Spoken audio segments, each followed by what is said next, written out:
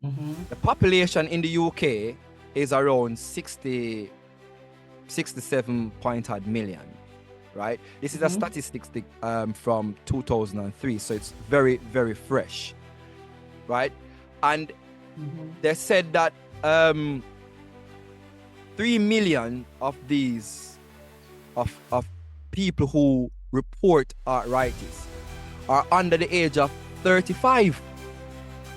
Okay, so the two most common types of arthritis is osteoarthritis and rheumatoid arthritis.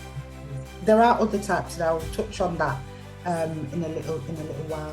So, and like you said, arthritis affects the musculoskeletal, and so this, and I will touch on that again slightly. So I'm going to talk about the two common ones. Yes, again with the gym, Brian, because me don't want them to pain there. Yeah. It's hot enough. It's nerve pain essentially.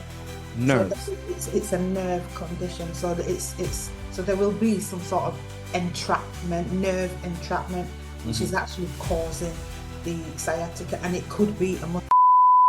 Welcome to the Ivy Cancer Podcast, where we discuss cancer, health, lifestyle, and healing. And tonight it is no different. So guys, last week I've posted a video with Marcia Hylton. That video was supposed to be a full hour video, but we explored the human body and some of our organs and the importance they play into our life. So I decided to split that video in two parts so that you can have the full understanding and the importance of these organs. Now, last week's video, we spoke about fatty liver, the gallbladder, and our visceral fat, and the importance and the damage that they can cause. Now, the gallbladder, if should be damaged or taken out, it will put more strain on our liver. So our liver will have to work 2 times or probably 3 times more than it should have.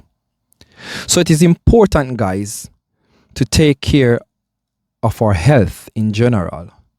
Make sure your gallbladder is functioning properly so that it won't put any pressure on your liver. Right?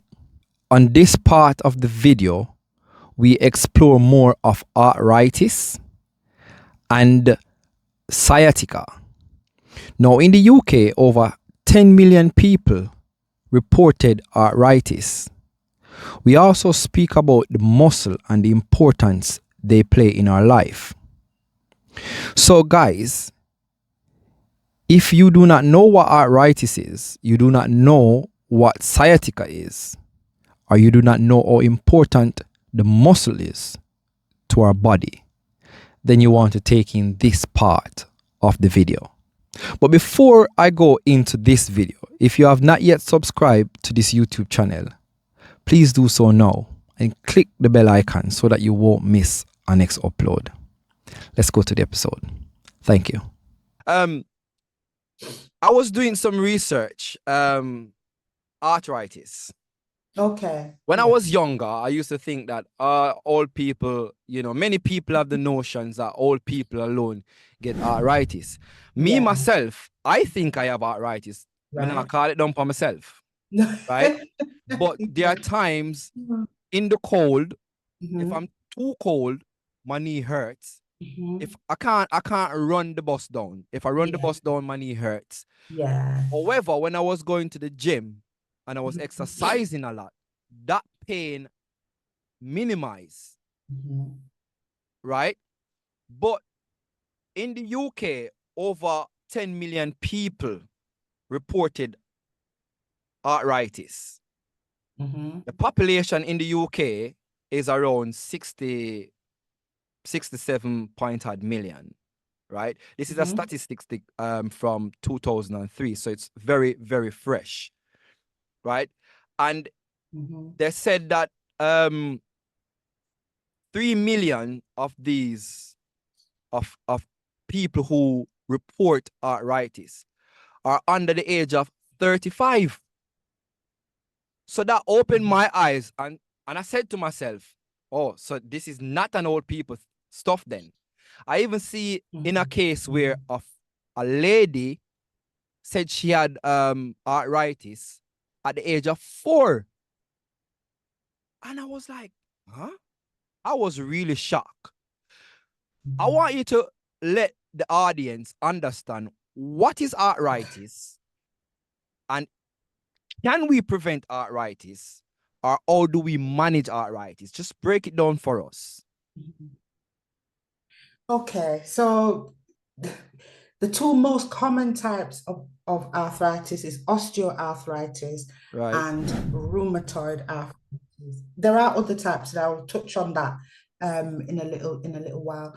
So and like you said, arthritis affects the musculoskeletal, and so there's, and I will touch on that again slightly. But so I'm going to talk about the two common ones.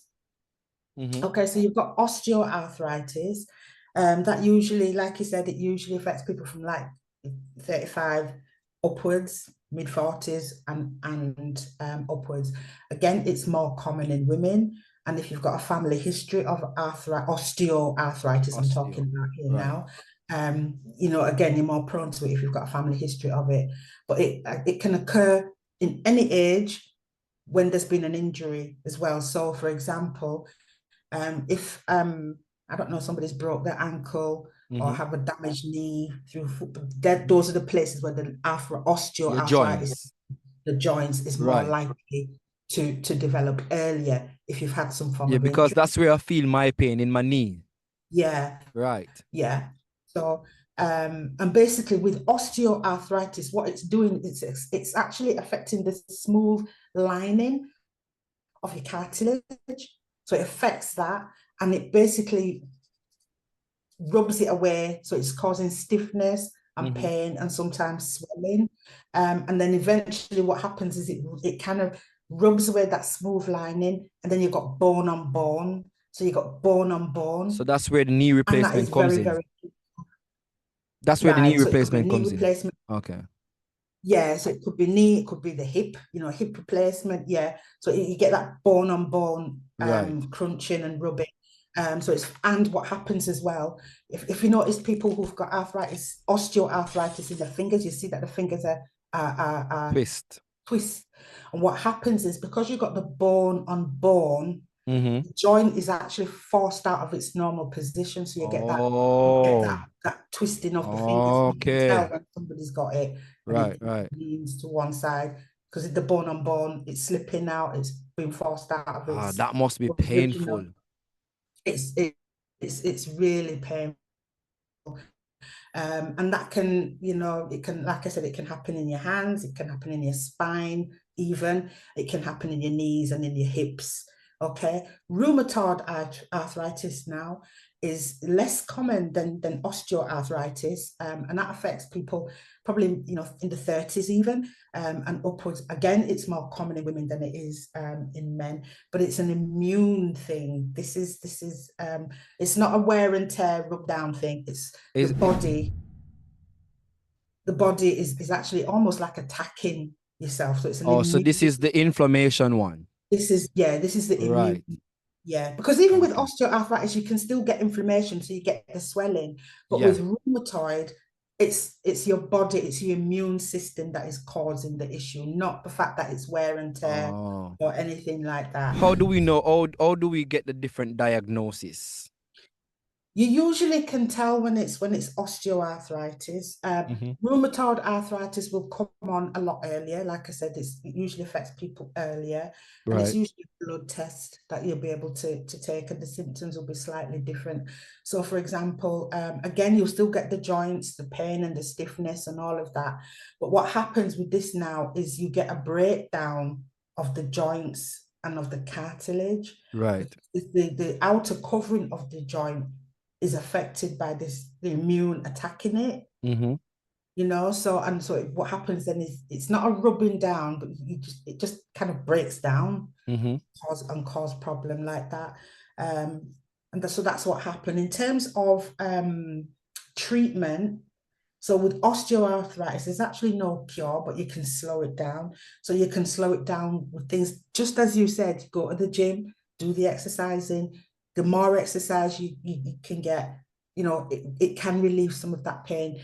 You can take medication to, like I don't know, something called methotrexate, or it will be a hip replacement or some form of replacement. So you're saying to me, my poly knees,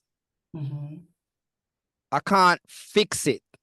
I only can lower the symptoms, the pain. Yeah. So I'm talking from a medical perspective. So I'm still young.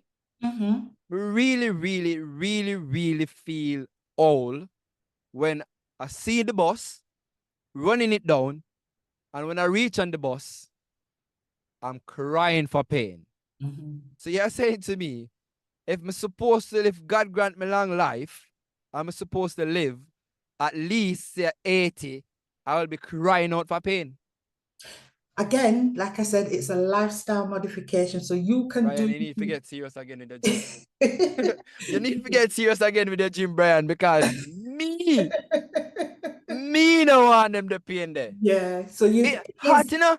No. So it, gosh. and the thing is, sometimes it might be that you may well end up having to have I've got a friend that's had a double hip replacement. My mom's had a knee replacement because it's gradual wear and tear over time. And we can slow the process down by doing gentle, I'm not saying exercise to make things worse, but exercise will help to relieve it. You can change it. You do all the lifestyle modification things that we can do. Take medication. I forget. Did I say methotrexate? That's actually for rheumatoid. You did. Actually, there's another one, glucosamide. I've heard about that. For osteoarthritis. I've heard about that. Yeah. So for rheumatoid,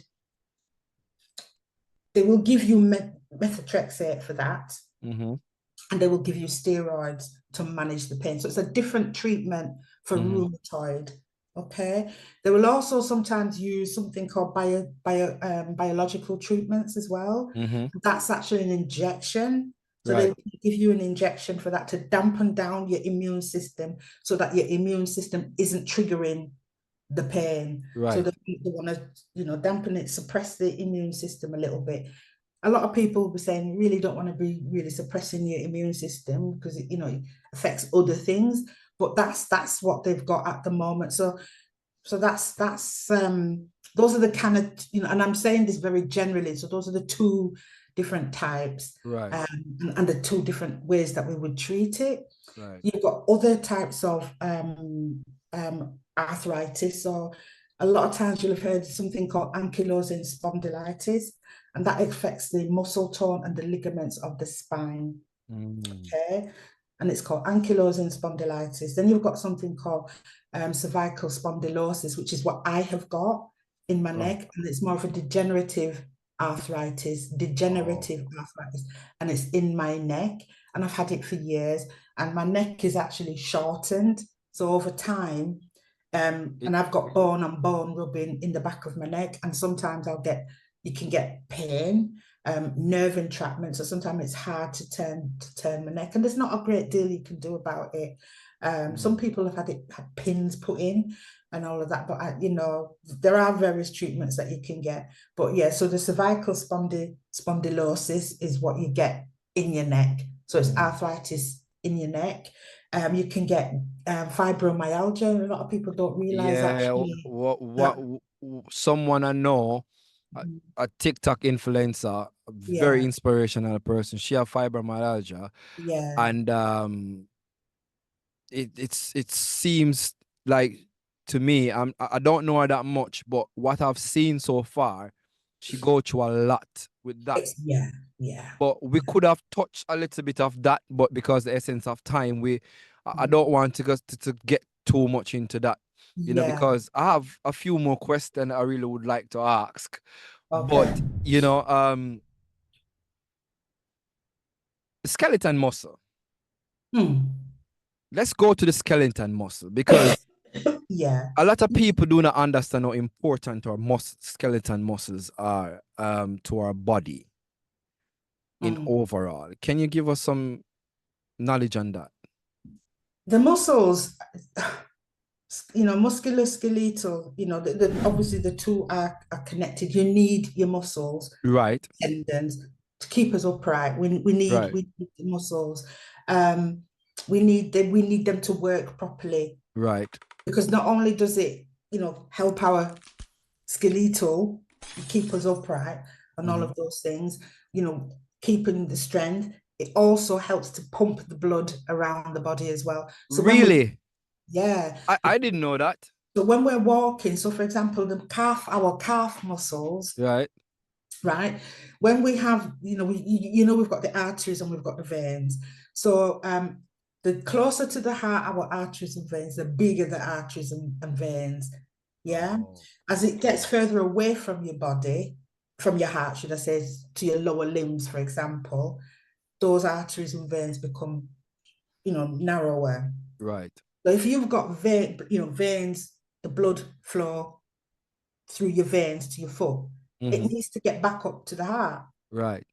Right. So you've got valves in the blood vessels. So in the vein to stop the blood from coming back. Right. You also need, to backflow, but you also need to get the blood back to your heart. So the muscles, as you're walking, what it's doing is it's doing this. So it's pushing the blood back up towards your heart to get back up to the heart, to get oxygenated and then pump back out. So you have this kind of pipe system that's going on, and we need the muscles for that as well. Right. If so the muscles and the tendons as well. So right. Yeah, I think I heard one podcaster, Bobby Price, Dr. Bobby Price. He said, you snooze it, you lose it. Right. So basically, again, exercise is important. Important, yeah. Absolutely. So like, I need to get serious, man. Like, I've been procrastinating so much because since my mom passed, I haven't been to the gym.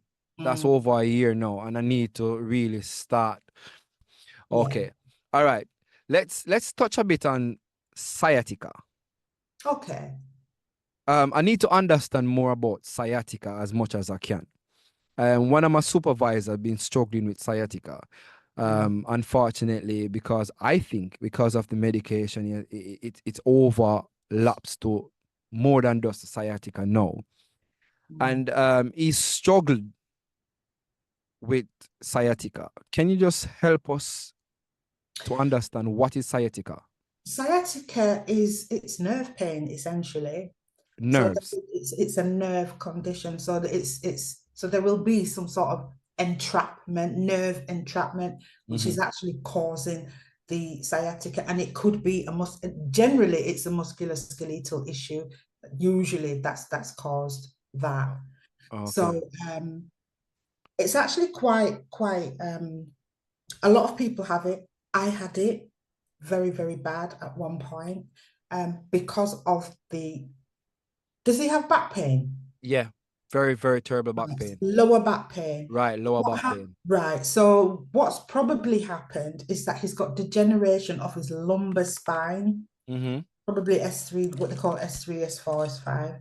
And so what you're getting is, remember I said to you earlier about bone on bone? Bone on bone, right. What's probably happening is there's some entrapment of the nerve root, because there's a group of nerves, the nerve root in the bottom spine, and those nerves then feed out into your legs, into your toes, that way. So, and if there's nerve root entrapment, it's going to cause sciatica. Right. That's what happened with me, and it was coming from my back, because I do have back issues. How did you get rid of it? Not everybody has this, but I ended up having to have surgery. Oh, okay. Not everybody will get surgery. And what happened was the entrapment was so severe. From day to day, I didn't even know. When I used to wake up on a morning, I would think to myself, will I be able to walk today? or not. And I could tell whether I was going to have a good day or a bad day. The moment I swung my feet out of my bed, I would just get this whooshing down my foot, like pins and needles, but it was so bad. You know, I'd literally be dragging myself to the bathroom, and I'd get to work and they'd have to send me home because I couldn't put any pressure on there.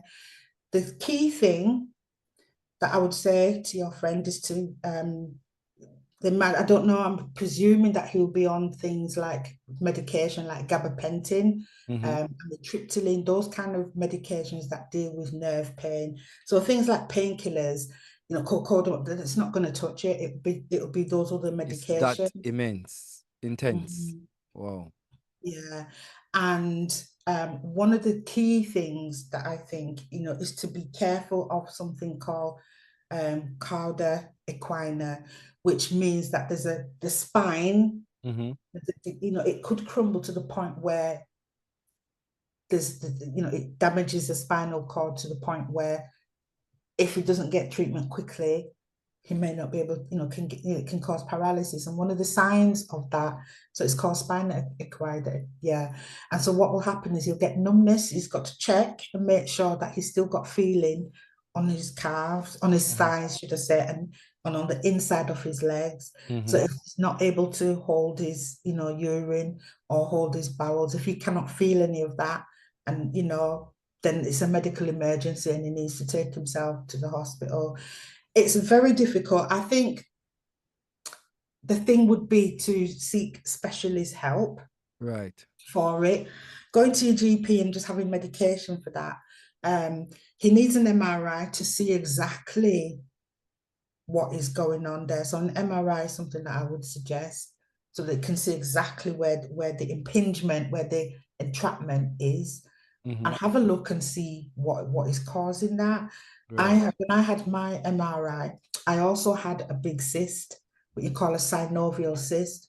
So it was like a bag of fluid that was pressing down on the nerve root, which was making everything worse. So the surgery that I had was to remove that. And I remember having the surgery and thinking, as soon as I was up and could get up, the relief was immediate. So I think an MRI scan do you know if your friend has had one? I don't know. I just know he have the sciatica. I don't really ask him much about it. It needs investigating. So I would say to him to go back to his I think he's been going back and forth. He needs to go back. And if he's not getting any joy from his GP, then he needs to, I don't know, I would suggest maybe going elsewhere and seeing if he can get an MRI or ask his GP for an MRI because it's affecting his quality of life. Yeah, it is. And if he's taking time out from work, you know, I don't know what employment he's in. It's affecting his work. Yeah, but if his workplace can actually assist with that as well. So I don't know what systems might be in place. It might be worth asking if his workplace can help him. Because ultimately the workplace, they're losing productivity. They will lose, you know, what's the word I'm looking for? They'll lose money because they're not, you know, the staff are not at work. So it's of benefit for them if they can make sure that their colleague, you know, their employee is healthy. You know, so it might be they may have some plans or something in place that we might be able to help. So I think it's worth checking out all different avenues.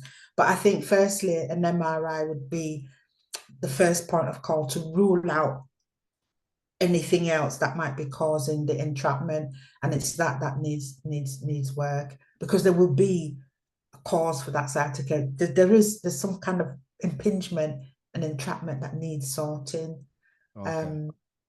So that's what I would encourage. Well, Marcia, thank you again for another wonderful podcast. Pleasure. It really means a lot to me. Guys, I have a podcast who have not yet subscribed. Please go over my YouTube channel to subscribe to my podcast, IV Cancer Podcast. It helps me a lot to bring forth these health topics across. My aim is to use my podcast channel as a charity platform to help the cancer society at large. How can one connect with you, Marcia? How can one Right. reach to So you? they Because can you do connect. coaching and with females with Yeah. mental health and abuse or something like that. If someone wants Yeah. to So reach to you, how could they contact you? they can contact me. I am on LinkedIn. They can contact me on there. So it's Marcia Hylton on LinkedIn. I will drop the details to you as well. Definitely, yeah. Yeah, so they can contact me via email, which is info@mhcoachingandconsultancy.com. Right. I'm actually in the process. I'm hoping I will be able to give you my new website. So Right.